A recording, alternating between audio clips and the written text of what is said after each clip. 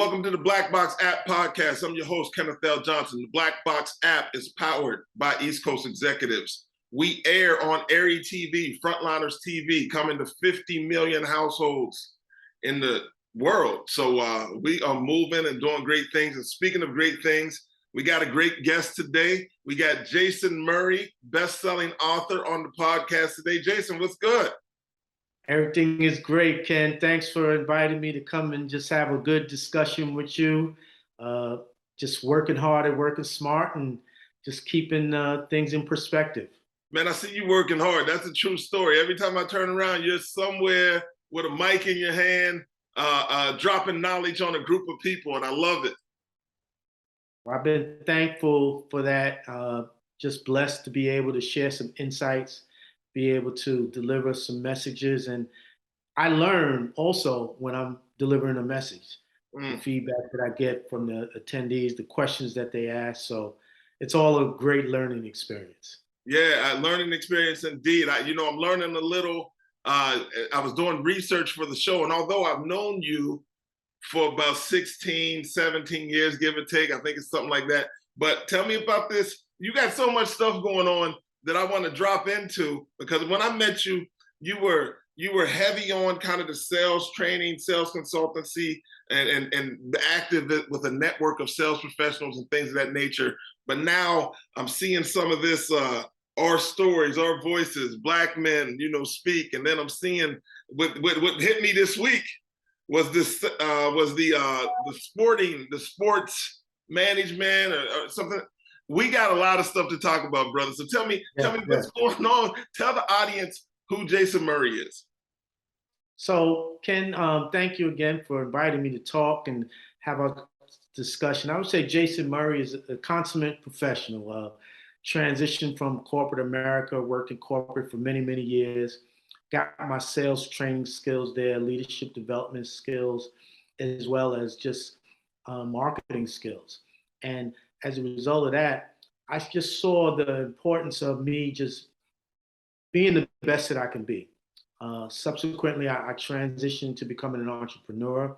And a lot of my entrepreneurial training, I was actually, before leaving and becoming an entrepreneur, I was training youth how to become entrepreneurs through youth entrepreneurship training.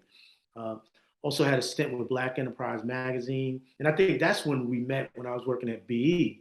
Okay. And when I was working at BE, it just broadened my horizons in terms of, what it takes to be a successful business owner, what it takes, the challenges of being an entrepreneur, what it takes to overcome adversity when adversity comes your way by starting a business and being successful and being resilient and making sure that business is able to scale. So I've subsequently become an author.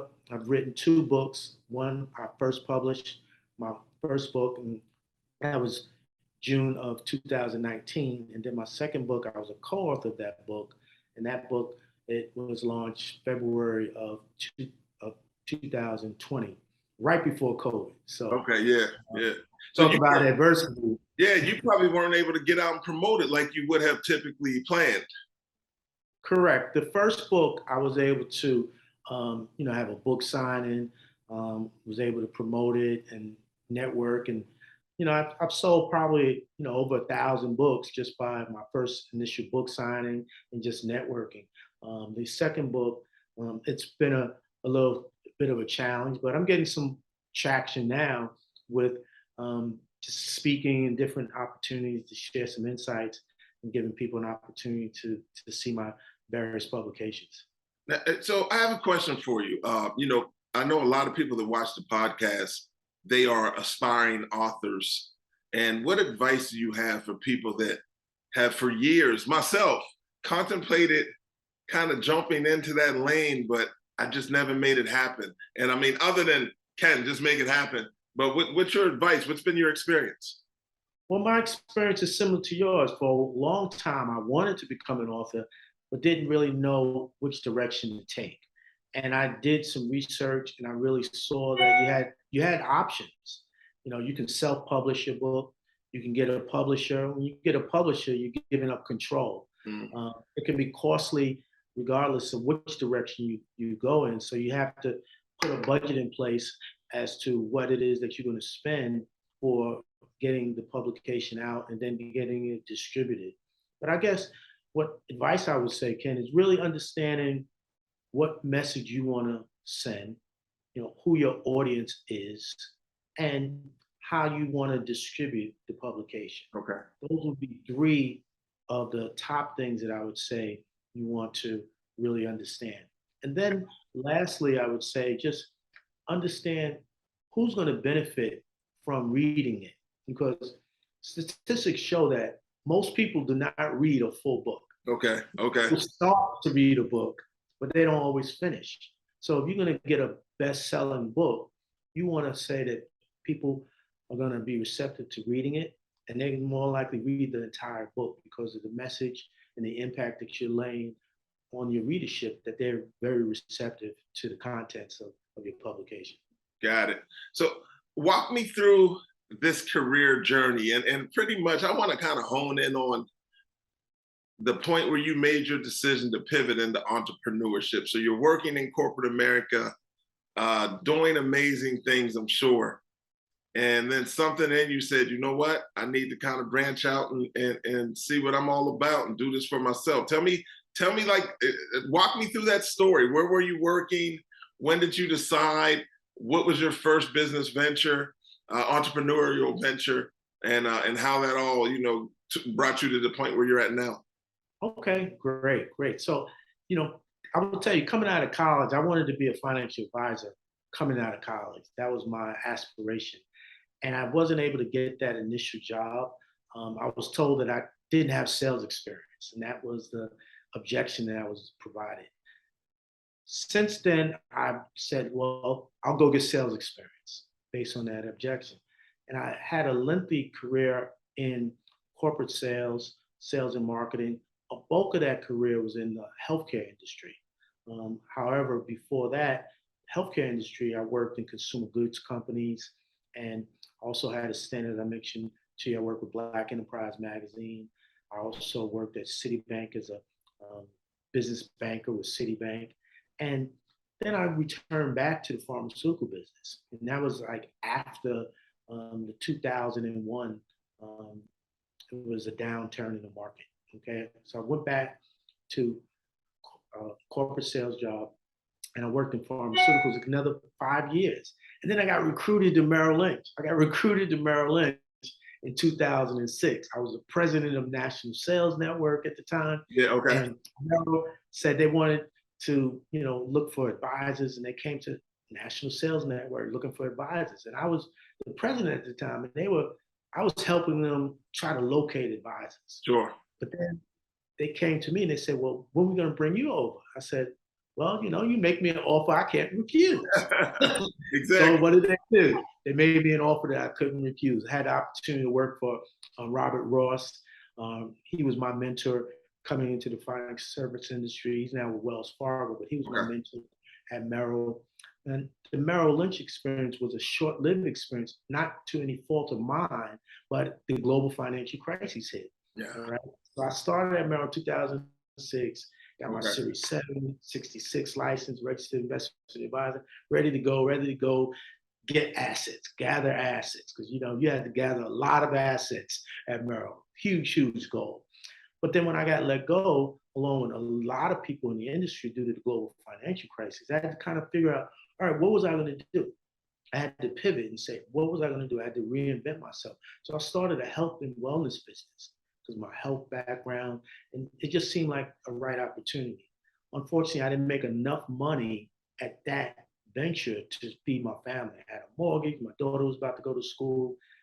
It just didn't make ends meet. So I shifted into Medicare sales just to make some further ends meet. I have my life and health insurance license. So I learned the Medicare business. But that wasn't necessarily my passion. Financial advisory subsequently became my passion. And then as a result, I leveraged all my experience in corporate America, my experience at Merrill, just pivoted to Medicare sales. And then I came back into the financial service business with the current firm that I'm representing now, which is Transamerica Financial Advisors. So that's been since 2010. So that I would say was the story as to why I really pivoted. It was by design because at Merrill, I was captive. I was an employee. Yes. And I had a huge goal. My goal at Merrill, I had to bring in $45 million in assets under management over a 5-year period of time. You said 45 million? $45 million in assets under management over a 5-year period of time. So those are the goals that your major wirehouses want for your financial advisors to be able to meet. And that's unfortunately why a lot of people are not successful in the financial service business due to the higher goals. So you have a small percentage, the ones who really can, cut their teeth and really get out there and go find those assets and really stick with it and persevere. So again, I transitioned to Transamerica Financial Advisors in 2010, and I've been here ever since. Wow. Independent, so that's a good thing. You have an architect. Do you find that in thinking back through your career history, that was the one piece that needed to happen? Like you needed to be independent? I would say so, and I will tell you why. Because being an entrepreneur, you really have to have discipline, number one. You have to really feel as though you're living your purpose. Additionally, you have to really be passionate about what you're doing to get up each and every day, to go out there and prospect, to go out there and service your clients, to go out there and obtain additional clients. And if you don't have that discipline, you're not going to succeed. However, if you're working for someone, you have goals. So that is your driving force to meet the goals. They're paying you, they say this is your quota, you meet the quota, you get bonuses, and you can have a good living that way. At the same time, if you feel as though you're making millions of dollars for other people, where you could be making millions of dollars for yourself, then the mindset shifts and says, all right, how can I develop a legacy for me and my family? Yes. It's certainly not going to be working for a corporation. You can have a career with a corporation and go up the corporate ladder. Absolutely. But can you leave a legacy to your family by working for someone else? So, man, we're talking about legacy pieces here today on the Black Box App podcast with Jason Murray. Listen, Jason, I want to speak to you about this because I personally want to hear more. I want to see the smile on your face when you start talking about it, but you're the recent recipient of a certificate in athlete marketing and branding. Am I correct? That is correct. Yes. Man, talk to me about that. Are you going to be Worldwide West? Like, what's going on? What do we have in plan? Are you David Falk? Are you the next David Falk? Tell me what's going on. So I'm just looking at what the trends are, and the recent passage of the NIL, name, image, and likeness, for student athletes to be able to just get compensated before turning pro for the name, image, and likeness. And one of the things that I see is that all athletes, can utilize financial literacy, can utilize that ability to brand themselves. So you have a small percentage who have been successful in doing that, but you have a larger percentage that with the proper guidance, they will be in a better position where they can really focus on their brand while simultaneously focusing on their career as an athlete. And now with the student athletes being able to take advantage of the new law that has been passed, I just saw that as a trend that I need to learn about, and as well be able to put myself in a position with the opportunity, if it presents itself, where I can switch to that lane at some point. So I'm just doing my due diligence at this point and just seeing what the trends are. I think you're onto something. You're in a hotbed of athletic talent sitting out in New Jersey, for one. And I know you're a community person and you move around, so I'm sure you know a lot of people and I know a lot of parents that would trust you and your guidance and tutelage with their young men and women. I was here last week. Literally, a friend of mine, his name is Tom Dennis. We went to the University of Maryland together. Shout out to Tommy D. But he actually told me that he was reading an article about a young man from Philly. Shout out to Philly, the hometown. But a young man from Philly that has leveraged this name, image, and likeness along with a strong social media following where he's at like Norfolk State running track, but he's getting millions of dollars in NIL money. I can't remember what his name is, but I think, you know, there's some loopholes in the game that allow people to really leverage it, navigate it, and it's putting the proverbial ball in the court of the student athlete, and I really like that. Is that so? What were your reasons for getting in? So I guess in the understanding that athletes have either made a lot of money and then have been able to take advantage of their career and perhaps been able to take care of their family, but it's in certain instances it's been short-lived. All right. And we don't have to, go into the actual statistics, but when you think about the percentage of athletes who, after their playing career, stopped, they were able to sustain themselves with another venture or another means other than their athletic ability, the percentage of those athletes are probably very few. But if we could provide these athletes as well as student athletes an additional way of branding themselves, an additional way of, after their career is over, to utilize the monies that they did make while playing and then leverage that into businesses that can be sustainable as well as leaving a legacy for their families, then you can pass down generational wealth to your family. You know what, Jason, it just hit me like a rock right now. Not only can you get in on the NIL side, right, and really provide some mentorship and some financial opportunities to not only young men, but businesses that you've partnered through with, right? But then you've increased the ramp up time of financial earning because, we all know in professional sports, the window's really slim, like the time that you can earn. So now you have young men that are in college that can start earning. But then on the backside of that, you're a wealth management professional. So you literally can say, listen, I know looks like a lot of money, but it's not. And here's what we're going to do with it to make sure that it has some long-term sustainability for you. Is that part of the package? Well, absolutely. You hit the nail right on the head because when you think about financial security, right, we're living a lot longer. So if we're living a lot longer, we've got to prepare for not only in the short term, but in the long term. Unless we do that proper planning, that money can run out tremendously. Even if you're not an athlete, right?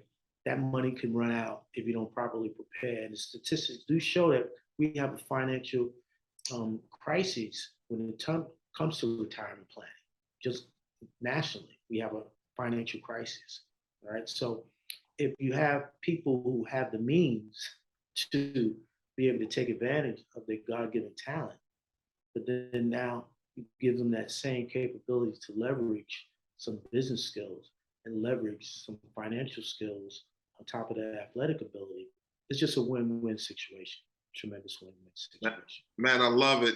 Very necessary indeed. I really do believe, just from knowing you over the past, 15, 16 years or whatever it's been, I think there needs to be credibility in a lot of spaces, and you bring that to the table. I've seen you interact with your children, and I've seen the things that you do in the community, and I've just seen you out here waving the flag for brothers in general, and I appreciate you. What I'd like to do real quick, we do this every time on the Black Box App podcast. I'd like for you to give a tidbit of advice, maybe a 30-second chip on what you think young professionals, it's the Black Box App podcast, so what do you think young Black men need to be doing as entry-level professionals in their careers? Great question. And the best way I would answer that is what I did, okay?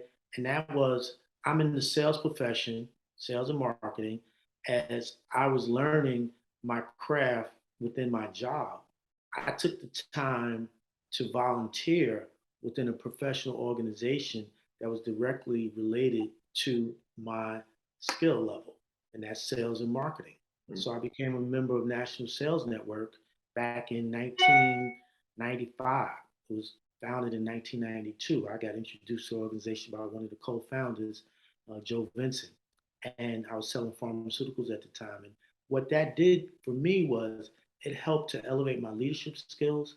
It helped to elevate my networking ability within the profession. And that was the mission of the organization.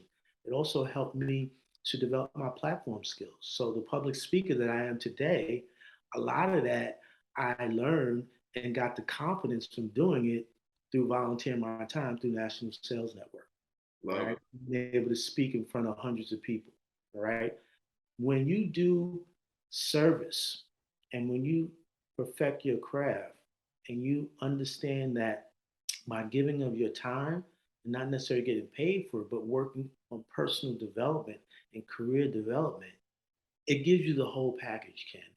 And that would be the best recommendation I would give to entry level individuals, that there's different professional organizations directly related to your industry. Find who that is. They're usually local chapters, right? If there's not a local chapter, there's a nearby chapter as well as a national organization. Case in point, with National Sales Network, Newark was the founding chapter in 1992. Okay. Then, when we look at now, 30 years, we just celebrated our 30th anniversary down in Miami Beach. I actually was down there helping to celebrate. We got over 20 chapters across the country It's and a amazing. number of corporate sponsors. So when corporate sponsors are looking for sales talent, they look to the National Sales Network for especially diverse corporate talent. All right. So our final question here: why do you believe that an app like the Black Box app is important in today's world? Well, Ken, I've known you for a long, long time, and I've seen the work that you've been doing. I see how you are connected to so many organizations.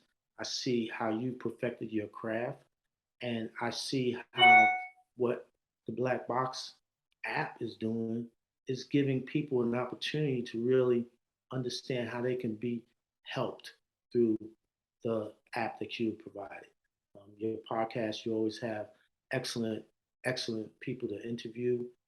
I learn from the people that I've seen on your podcast, and I just know that what you stand behind is going to be successful, but more importantly, it's going to be effective.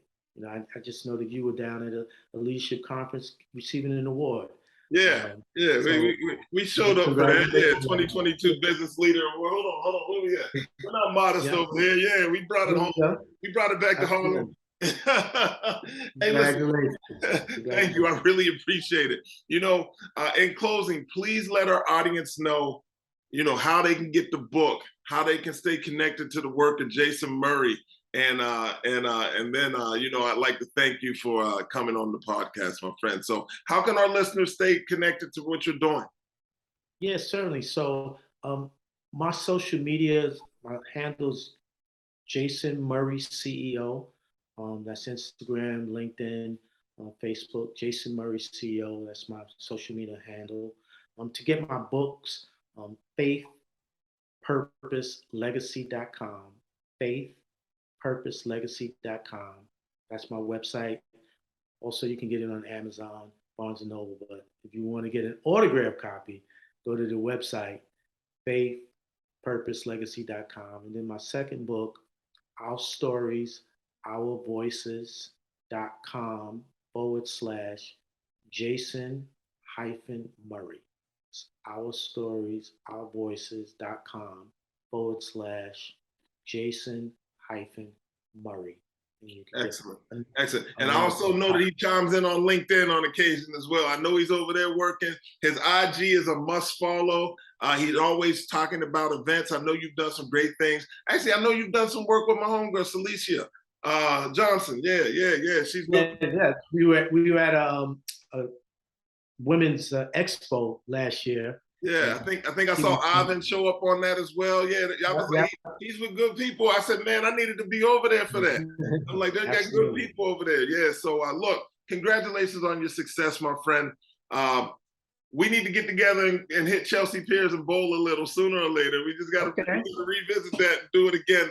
But I just wanted to thank you for all the support that you give us here at the Black Box app and East Coast Executives. You've definitely been a friend of the family, man, and I appreciate you and the work that you're doing. And thank you so very much for dropping in today. Thank you. Appreciate the invite and love the discussion. It's the Black Box App Podcast with Jason Murray. You can catch us on Airy TV. You can catch us on Frontliners TV in partnership with Burst.com, powered by East Coast Executives. This is the work we do, and we're happy to do it, showcasing and amplifying the voices of Black men like Jason Murray. Thank you so very much. We'll see you next week.